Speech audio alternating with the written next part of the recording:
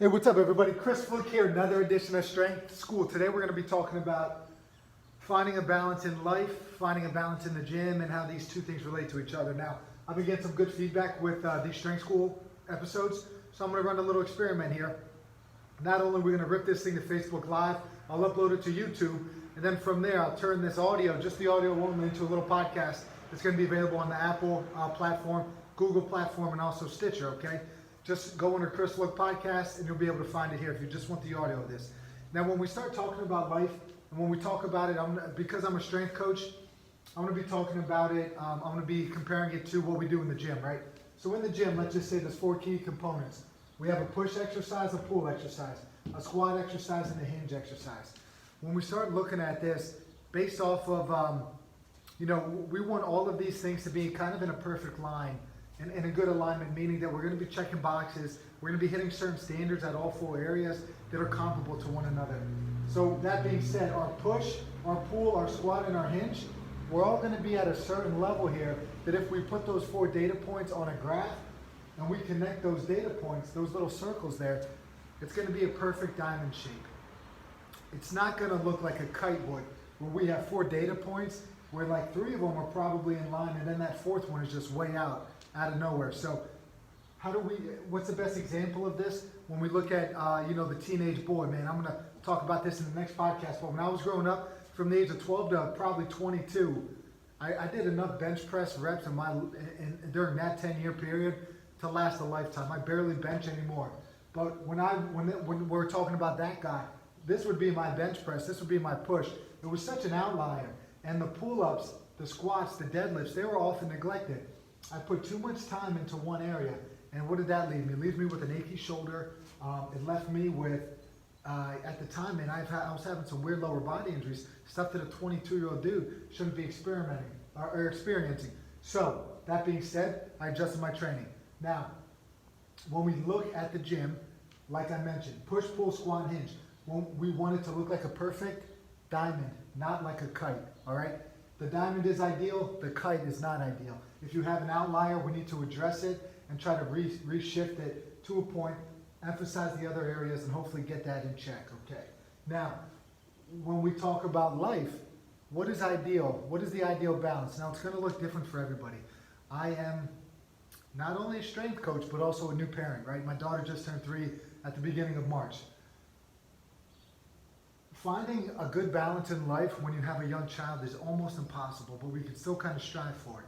And some of the 4 areas that I'm going to be looking at here is when we talk about, finding perfect balance. We have work, we have play, we have family, and we have self. And self is going to be our development, our own personal development. So, with work, what do I find here? Males, I'm included in this. It's easier if you're a new dad. It's easy to go to work. It's not easy to take care of a child. So in this situation here, our balance is going to be we spend too much time at work, maybe not enough time with our family, our spouse, our significant other. Most likely, I've experienced anyway, the female is going to spend more time with the family than she does going to work. Their balance is out of whack. When it comes to work and play, this play is spending time with friends. This play is exploring new things on your own, taking a hike, maybe spending time with your significant other. Work, play, those things are usually not in alignment. Family and self-development, when you have a family, when you have a child, all of your time is kind of devoted to making sure that little one is okay, right? And we often put ourselves on the back burner and we don't take care of ourselves. Where does that lead us? It leads us to being disgruntled. It leads us to being kind of depressed. It leads us to kind of going down a route that we don't want to go. We're sitting inside. We're not exploring things. We're not challenging our mind. We're not just taking a minute to just take some deep breaths and relax, right? That's what's happening here. So with this pyramid, with this diagram, in order for us to kind of be operating optimally, not only do we need to do the stuff in the gym, not only do we need to do the stuff, to take care of our cardiovascular system, but we need to get some of these things in check. I need to look, man. If I'm tailing out very far in this work category, I need to bring it in here because eventually, if I work too much, it's going to affect my family. If I play too much, I might not be able to work enough to earn a living. If I spend too much time with my family, I might cancel appointments just so I could go out, and that would, in the long run, affect my work. all right? And if I spend too much time working on myself, I'm probably neglecting my family, I'm probably neglecting work, and I'm probably doing a little too much selfish behavior, so to speak here. So let's put this together. You want to work on yourself, you need to find time to work on yourself. I don't want to hear about work, I don't want to hear about family obligations. If this is important to you, make it happen, right?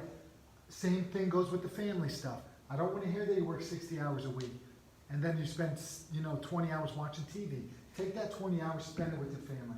Too much play might mean that you don't have food on the table for dinner tonight and you're not working enough. So when we think about these things, everybody that's watching this thing here, we need to get our data points in line. We need to have this perfect diamond type shape. And it's not always going to be like this. There was years when it looked like this, right? You're new, you have a new child, you start a new job, you open a new business.